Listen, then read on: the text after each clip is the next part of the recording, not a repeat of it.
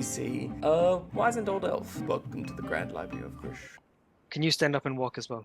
If I may put my investigation cap on for a second. You've had 5 or 6 students go missing in this restricted section, and you're a bit too scared to go in there yourself, and you want to send 3 strangers that you're not that comfortable with going into this restricted section to fix your own problem. Are you infested?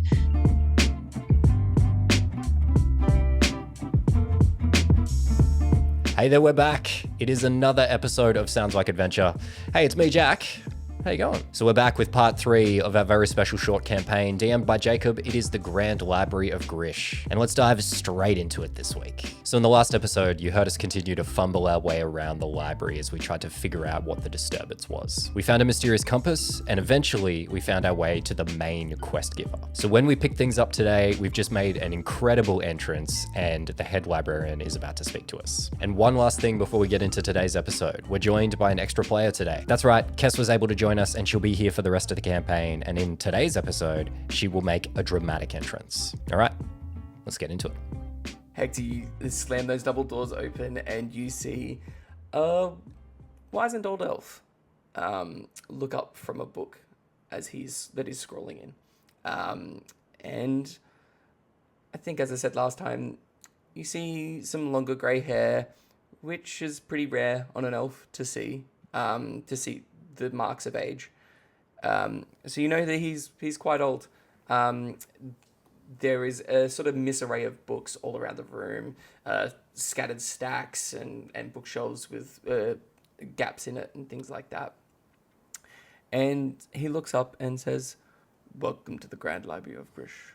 I'm sorry that it has taken me so long to meet your audience." So I think at this point, that's when we do our big entrance where Hector's like, "I'm Hector." I'm like, "I'm Vector." He's Thimble right. We're like, "And we're the Lords of the Dance." So we do all that, and then what does he say? I think he looks at it all. Give me a performance. Why not? Let's kick it off. All 3 of you can give me a performance, and we'll average it out. We'll average it out. I'm gonna. Yeah. Can't we just take Hector's roll? 23.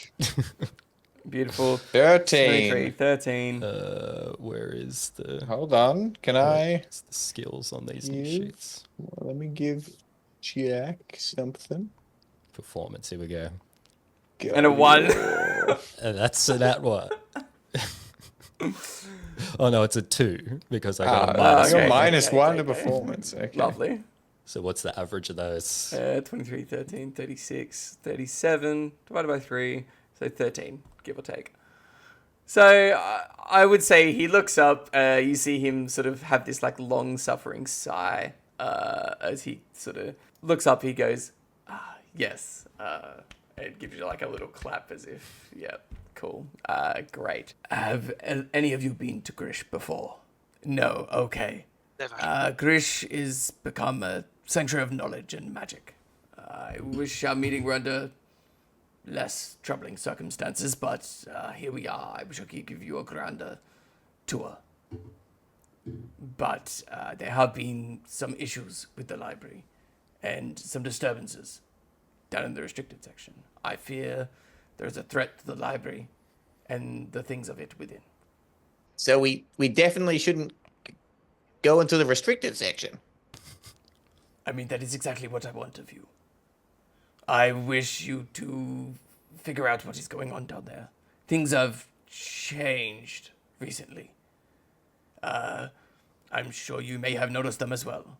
Some of the books rearranging themselves, some whispers in some of the hallways, and some of the most troubling is a change in the demeanor of some of my staff. Everybody walks the same. Ah. So ugly. So you have noticed it too. Yes. Can you stand up and walk as well? I want to have a look. Is this necessary?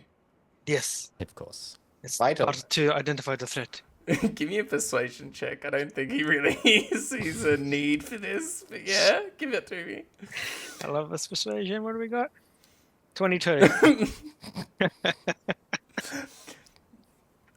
Archibald gets up and he sort of flourishes his coat back and steps out from behind the desk and it takes just a a jaunty little strut around his desk and then sits back down and he looks at you all and adequate.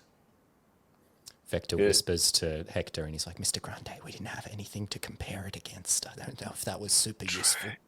I could do a walk, just a regular walk, and we compare that walk to the other walk, and All right, boss man, can you hop up and just walk One at more the same time, time one more as my time around friend the over here? block. One more time, please. Archie, for me. I can assure you that I have noticed the walking as well. They noticed it when we pointed it out. Is the only thing Exactly. here. So look, if you got nothing to be guilty of, then you just take a walk. What's wrong? What's wrong here? take a walk with a new friend. Look, and if you're fine, then you know you can trust us because we didn't even trust you fully. And if you did it, then we caught you, hey? He says, he just looks up and you can see that sort of long-suffering sigh come back and he says, fine. He gets up and sort of walks around the desk, but this time doesn't sit back down at his desk. He sort of stops at the window and stares out at it after he's walked around the desk. So if you need to make your perception checks or whatever it is, you're more than welcome to. Okay, so it's Thimblebright's walking at the same time to try and match pace with him. Is that what's happening? I gotta take double steps though, because he's a bigger person. I'm a small gnome, so I'm kind of joking to keep up. Okay, so perception from Hector and... Got an 11. 29. So, yeah, Hector, you don't notice nothing. Jack, you notice that Archibald is not walking like everyone was down in the library. But I would say you do notice a familiarity with Thimblebright's steps. Probably just like a walking alongside, you know, I mean, what he's seen before. He's trying to replicate what's seen down there. He's doing a pretty good job of it. So as in, like, this is a good replication of what's downstairs and stuff. So if, Okay. Yeah. So I view it as a good replication. I'm not like Thimblebright is being infected. no, by I think this strange you just walking I disease. think you just think that Thimblebright's done a very good job for Archibald to try and walk into step 4, I guess. Okay. Yeah. Good stuff. I'm like, well, yep, right, boss man. Everything checks out. You could trust us. We could trust you. So tell us what you know. What's the 411? I think so he stopped staring out sort of one of the windows at the back of the office and says, there is a part of this library that even I tread lightly around. The forbidden archives through the restricted section. They are ancient, older than the structure itself, and tied to the very core of the library's magic. I fear whatever is happening may stem from there. I Right. have noticed that some of my students and my scholars have gone missing in there recently. How So many? Sorry, Mr. Grande. How many have gone missing? It only came to my attention after 5 or 6, but I believe 5 or 6 more have gone. If I may put my investigation cap on for a second, you've had 5 or 6 students go missing in this restricted section, and you're a bit too scared to go in there yourself, and you want to send 3 strangers that you're not that comfortable with going into this restricted section to fix your own problem. He turns back around from the window and walks to his desk and picks up a sheet of paper and says, well, the Lords of the Dance come with recommendations. You have quite the accomplishments behind you. And It's true. you see on the piece of paper, there's just sort of like a list of jobs you've completed thus far. You read out a couple of those accomplishments for us. Well, I mean, you avoided the Tarask invasion of Oh, Brask. yeah. That was a good one. Yeah. Well, Anthony, you dance from that one. Yeah. That was, Tarask stomp. Yes. Mr. Grande, that was a good one. What else is on the list? So good. There is the burning of the Treant Forest. A bit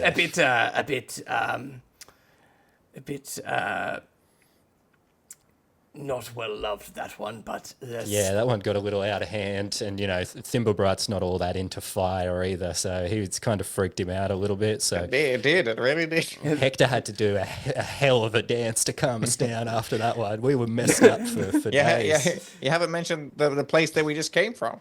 And what would that be? Sorry, but Oh, I'm sure it's the on list your lip. there. It's a list. It'll be in front my of you. records are not It's that on up the to list. date. You Oh. must enlighten me. I would Oh, love to it's know. Walker's seduction. No, we wouldn't want to spoil it for you when the new flyer comes out, so we'll just let you find out next time. Little bit of a hint. I had to seduce a nice walker. Yes. A Nightwalker. And I had to disguise myself as a night walker. Ah, I see. Just heck- That I would love to know the logistics of that, given that you're 3 feet tall and the Nightwalkers are almost 10 feet. Have to wait for the bard songs, I suppose. Yes, I'm sure I would. Look, here is the key to the restricted section. I would like you to go investigate and try and make your way to the core.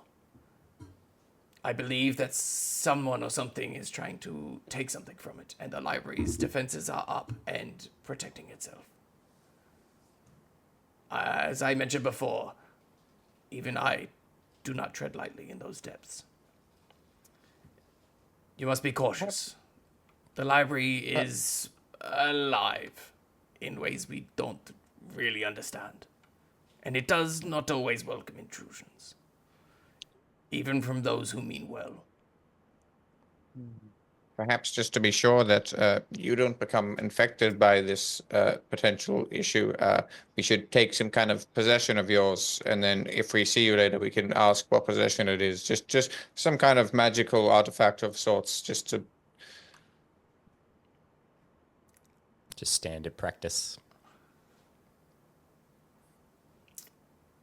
Take this sending stone. That way you can speak to me at whatever time you wish, provided that the magic of the library does not interfere. Can we add someone else to this stone as well? And who might you Right, add? like a three-way call of sorts. If Zedran. Zedran. Oh, Yes. he's on the front door. Yes. Yes. If you wish. Thank you. We will need his help.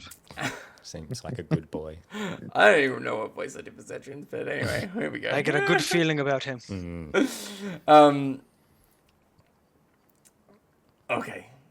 The key is Just to bring balance to the library. the key is yours. And I would say that he walks out to Thimblebright, given he's been was vocal about the magical artifact, and he'll hand him the key and he'll hand him the sending stone. And says the golems will point your way. Cool. All right. Anything else, Mr. Grande? Anything else we need to wrap up with Boss Man over here? One last thing, Archie. Tip, Archibald. please. A tip, please. My For the tip is dance. to be wary. No, it's a monetary term that we use. So it's typically 1 silver for it goes as high as 3 gold. But 31 on persuasion.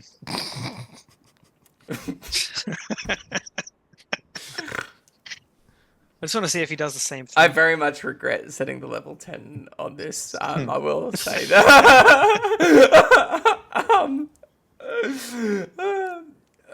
You know what? I'm going to give him a roll, even though he pretty much needs to roll a nat 20 to... he rolled a 2. So he sort of pats his pockets. You could probably tell that he doesn't really carry money, being who he is, and shuffles through a couple of drawers in his desk and says, "Will this do?" and hands out an item to you, a scroll. What's the scroll? What do we got? This will do nicely, thank you. And you have a scroll of fireball. Oh, In a library. Let's do it. It's also a rocket launcher. He will, yes, and I think that he does give this to you. I confiscated this off one of the scholars. As you can imagine, fire magic is quite prohibited in the library. The only fire you will see is my dancing. I would love to see it again when you return. Okay. Okay. It's a 29 on performance. Oh my god! You wanted to dance. You wanted to dance. you see a much more enthusiastic clap along than when you first walked in, and you see a much more enthusiastic clap from when you walked in, as he seems to genuinely enjoy the dance, and then send you all on your way. So I imagine that out you go, back down the stairs, and differently than when you walked up the stairs, there is now a golem at the bottom of the stairs pointing in a direction. And a little bit down the hall, you see another golem pointing in a direction. As typical courtesy, we don't want Hector to damage their feet, so I'm going to cast Find Steed, and if it's okay, Jacob, as a gnome, I want my steed to be an incredibly masculine and muscular mastiff that Hector is too big to be on top of, but it can support his body weight, and that mastiff's name is Bimblethright. I mean, yeah, why not? Awesome, Cool, we got a fantastic. dog. I'll mount my steed and get Hector to climb aboard as we trot down the stairs. Thank you, Thimblebright. So, you guys make your way up to the Forbidden Library door. Very similar doorways to everything else, as is most things in the library. You notice a very similar theme throughout. And a nice keyhole that is centered. This is not a double doors. This is a single door with a big keyhole right in the middle, which obviously you've just been given the key for. So putting the key in and turning the key. Is this the restricted section? Yes. I don't think it's such a good idea. What are we thinking, guys? That guy, he pled the case that we should go to the restricted section. Yeah, what do you think, right? I'm not getting a good vibe from him, if I'm being honest with you. I think He did the walk pretty well. Well, you did the walk. I did the walk exceptionally Yeah, well. you did the walk amazing. I was It was blown beautiful, my away friend. by It how was well beautiful. you were walking. I can't remember if we were trying to get him to replicate the walk, because if so, he didn't do a very good job. No, he didn't. He didn't. He walked like normal, like different type. Look, I don't have much sway. Hector, you are the decision maker in the front and the face and the feet and all of the above. I'm just, word of warning, I don't like this restricted section, and I'm advocating not to go in, but of course. What do you think, Mr. Grande? We go in? I'll grab the sending stone. And I go, Zedrin, my friend, are you there? Zedrin. You hear your voice echo from down the hallway about 500 meters or so, and you see Zedrin sort of just look up and be like, really? Yes, we are at the restricted section door. I can Should we go in? I can see that. That is kind of the goal that that you were brought here for. Yes. This is the correct door, yes? I don't trust the golems. We only trust you with directions. The golems are more trustworthy than me, I can assure you. No, I don't think so. Complete the job, Mr. Grande. That is Okay, what thank you are you. hired for. I owe you one dance when we get back. So, putting the key in the door, you turn the key, and a slit comes down the door, and the door opens. As the door opens, you walk into a bit of a massacre.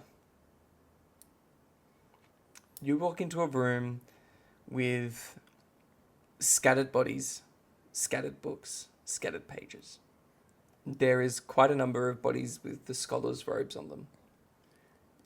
There is also a scattering of about 3 or 4 adventurers, from what you can tell, equipped with armor, equipped with weapons. There is blood across pages. There is blood across books. There is blood across the room. Give me some perception checks. Oh, this reminds me of the last time I was in a library, guys. It's a 26 from Wrong. Vector. Wrong button. Perception is a 21. 18. Lovely. You would all see that there are some scratch marks around the room. There's obviously the sign of a significant battle going on here. There are scorch marks on the roof. There is quite a number of burnt bookshelves. And ultimately, you notice that one of these adventurers is still breathing. Kess. Let's close the door. Kess, you can give us a bit of a description now, I think. Okay, great, great. Okay. So lying on the ground, Unconscious, yes. unconscious, yeah. You see, yeah, a decently tall drow woman.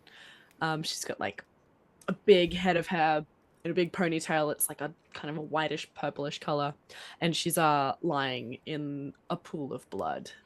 Yeah, and she has piercings because she's cool.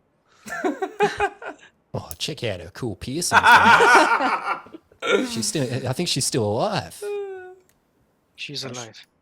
I could heal her, I suppose, but should we take the piercings before I resuscitate her? No, I think that might be a bit too far. I think that would be uncool of us to take away her cool piercings. But yeah, let's heal her up. Let's see if she's all right. Do a little cure wounds. Give me a medicine check before you cast that. Well, I did it. That's all right. That's fine. That's fine. Medicine. Oh, I'm not very good at medicine. 17. Yeah, okay. So that's enough to know that she doesn't seem to need any healing, but she's unconscious. So realistically, more just needs to be woken up. She's having a really good sleep. Just having a nap. Just nap. I think I do that. Yeah, just one little. Give her a nice Okay. little slap. Just slap the arm, see if there's any response or The if it's arm. any kind of. Okay. Okay. The arm. Okay. Okay. Does she Right. wake? Is it? DM. Yeah, no, Okay, I great. This is up to you Great. now. You have Yeah. full control. Okay, I have of, control. I'm the DM now. Right. Okay, so you slap my arm. Okay, great. So the drow, she sits up, and she firstly she shoves you back, and you can she's like looking around at the room, and she looks down, and sees all of the gore around her, and she says, "Who are you? Are you infested?" And she's gonna run up to you, Arlo, and you're wearing a mask, right? Mm-hmm. Great. Okay. She's gonna start like trying to grab at your face. I don't like that. I'm gonna sick my mastiff on you. I'll just grab the dog in between, I guess. Chill. No. Infested with what? Okay, I want to try. So the dog's between us now. Yes. Right. Who is the other closest person to me? I would say that you see them all standing sort of three in a line almost. Hector, Vector, and Thimblebright. So you see a gnome and a Hector, who is a human, I believe, sitting atop quite a large mastiff, as I believe is what's going on. Wait, And, so I would have got off the mastiff to go. okay, fair enough. Yep. Slap. So you see Hector on a large mastiff, Thimblebright in front, a small gnome, and Vector, a fellow drow, standing off to the side as well. Okay, great. I cast Zone of Truth. Okay. If I Now, the way Zone of Truth works is that no, the person casting it does not know if you save or not, is the vibe. So you are all welcome to... Can we read the text of Zone Yes. of Truth out for the podcast version of Do it. this? You create a magical zone that guards against deception in a 15-foot radius sphere centered on a point of your choice within range. Until the spell ends, a creature that enters the spell's area for the first time on a turn or starts its turn there must make a charisma saving throw. On a failed save, a creature can't speak a deliberate lie while in the radius, but we don't necessarily tell you if we've succeeded or not. We just have to role play depending on what we roll. So, you can all whisper rolls those to me if you would like. How do I do a whisper? So I cast it in the roll 20, and so it's a charisma saving throw, and you have to beat 15 or beats it. Just gonna let you know that my charisma saving throw is 10. So we'll just. -1 on my charisma save there. All right. Continue as you may. That's... Okay, great. So I stand back after you shoving the dog between me, and I'll take out, like, I have a dagger at my side. I've also got a shield, and I'll hold my dagger up, kind of pointing it at you guys, and I'll say to all of you, I'll say, "Are you infected? Show me your eyes." They're here, but these are my eyes. What do you need to see about my eyes? I crawl up, like I kind of dash up Ooh, to Vector, and I'm gonna pull at your face like that, so I can see, kind of like your tear ducts. This is very uncomfortable, but sure. All right. What do you do? Is it bad? Do I have it? Give me... if you see no ill effect. You see nothing of note that sparks your interest. Okay, great. And I say to Vector, I say, "You're clean," and then I go to Hector, and I'll do the same thing, and I'll say, "Now, do I have to pull your face down, or can you just show me your tear ducts?" I will show you them in a dance. It's a 30. That's a nat 20 on perception and performance. For a total of 33. You tell us what Mira sees. Tell us what... Yeah. Like, mirrors up close, so like standing in front of me. I just start doing these, do twirls around mirror, be like, must get my eyes ready for everything. And then I just stop, and then I duck down and come up with full eyes open, blaring, just kind of like, just looking at mirror, just wide-eyed, like I'm on some kind of drug. I would say that Mira gets probably the best look at an eyeball she's ever gotten in her life with this performance check. But still, nothing out of the ordinary that you see, Mira. Okay. Well, then I turn to the halfling or the gnome. No. Halfling. Gnome. Okay, the puntable gnome. Pick you up, kick you like a football. Yeah, and I'm holding my knife at you, and I say, "Stay your steed. Allow me to see your face so that I might see if you are infected or not, and save us all the trouble." Brimblethright will not hurt you. But the, Oh, good. Is all the easier for me to kill then? Show me your eyes. the mask isn't coming off, sweetheart.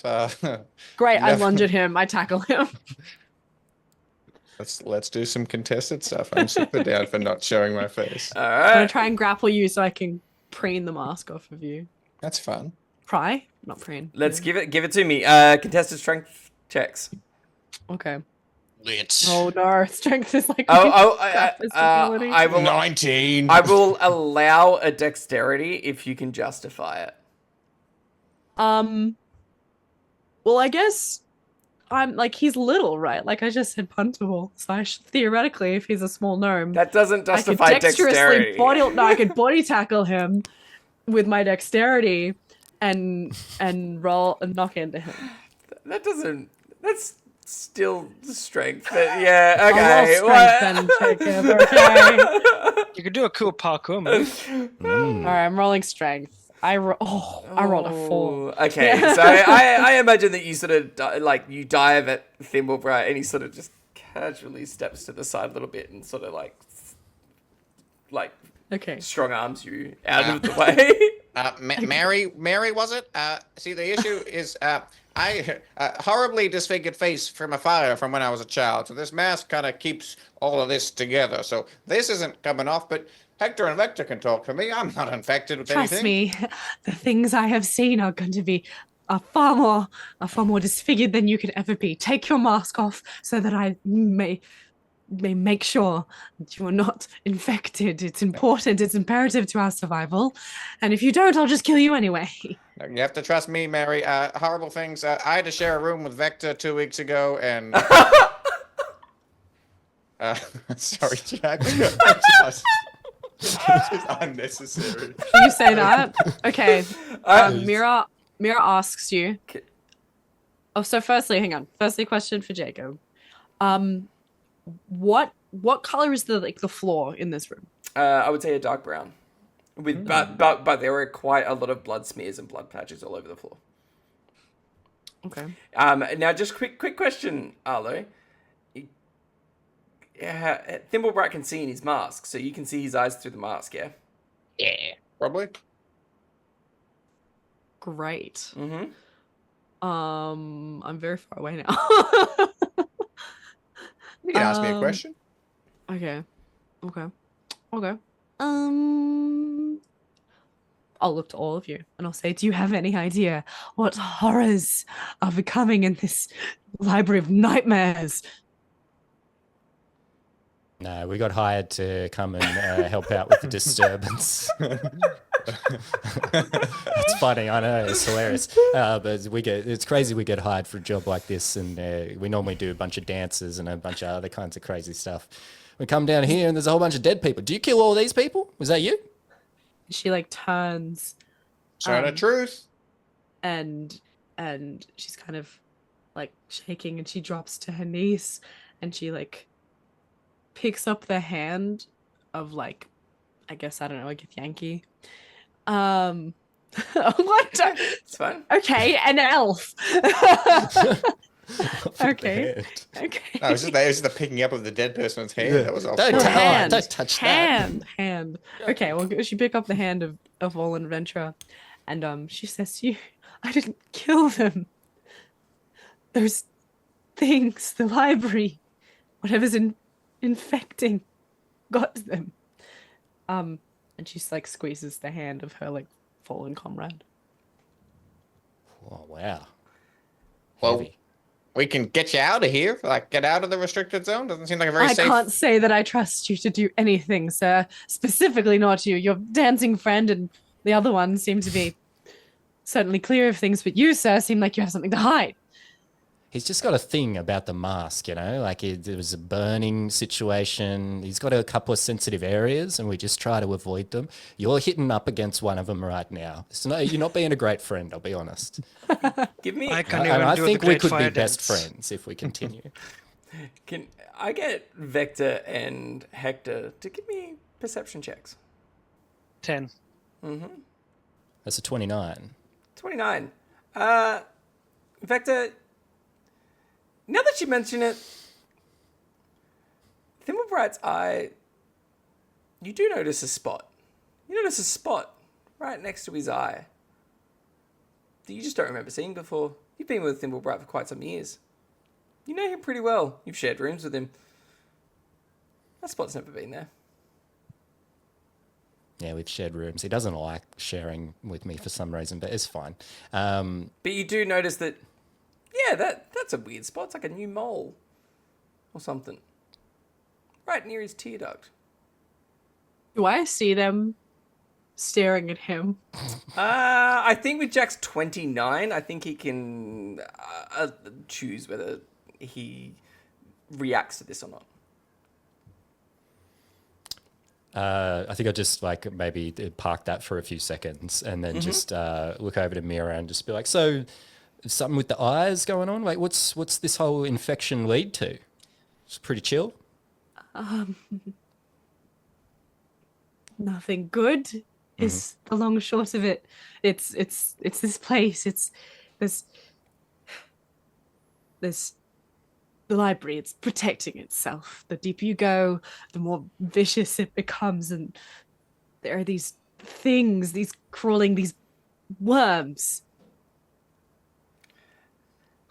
Dimblebrat, yes. I didn't want to interrupt. I said, why did you come to the library? To cure it, to stop people from getting infected, to go to the core and to cleanse it and to do whatever. I don't know what it is that must be done, but I was told to go deeper, and then we came into this room, and they're all gone. And I can't have that happen again, and we need to fix this. If you won't join me, I'll go myself. Oh, just to play Hector's advocate for a second. Do people get infected if they're not in the library? I don't know. Because maybe Possibly. we could, if the library is trying to defend itself, maybe we leave the library and you don't get sick or infected. You're a coward. You're a coward, gnome. You may leave, but I will live and die here. I need justice. At this moment, you notice one of the bookshelves come off the wall, and a few of the books fly out. Gnashing teeth, and a bookshelf that comes out across the scorch marks that you saw on the floor, across the scratch marks. And that's where we'll roll initiative.